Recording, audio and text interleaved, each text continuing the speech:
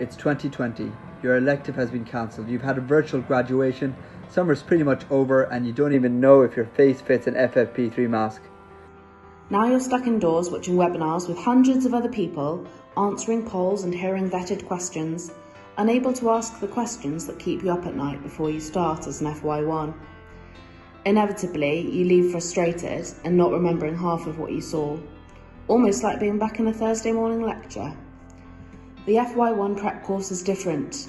We put on free small group sessions taking you through the hidden curriculum, the practical parts of being a new doctor that's not taught at medical school. For example, what do you do when you're on a night shift carrying the crash bleep with a sick patient and a list of jobs longer than Kim Kardashian's list of Instagram followers? These are the types of things a junior doctor will go through in our sessions, with interactive cases, a non-judgmental environment and lots of experience to share. Our vetted teachers will help prepare you for what is one of the most challenging transitions you'll face as a doctor. Have your questions heard and answered. We're here to help.